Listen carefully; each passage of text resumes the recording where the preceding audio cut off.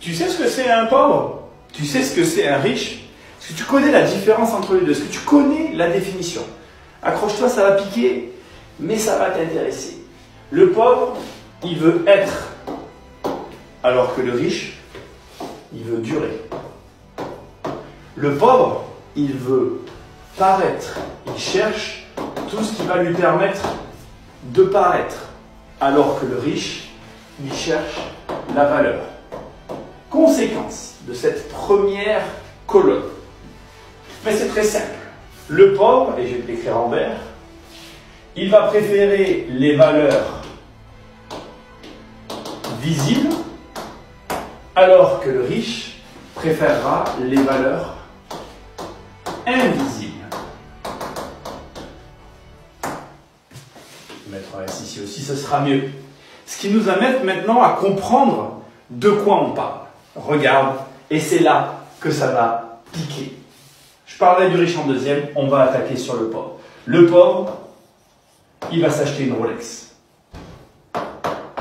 Et le pauvre, il va s'acheter une Porsche.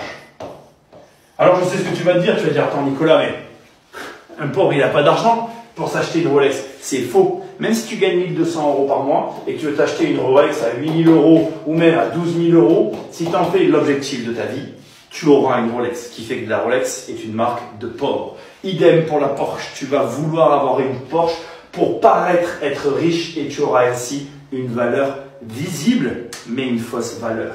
Le riche déteste les fausses valeurs. Il va chercher les valeurs invisibles, celles que tu ne verras pas, mais qu'il gardera pour longtemps. Il préférera acheter un immeuble qu'une Porsche.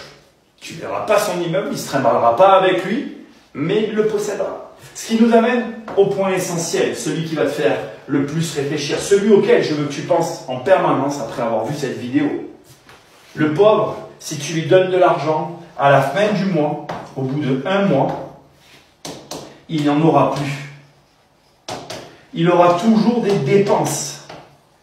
Et il aura toujours besoin de plus. De plus pour se payer des richesses d'apparat.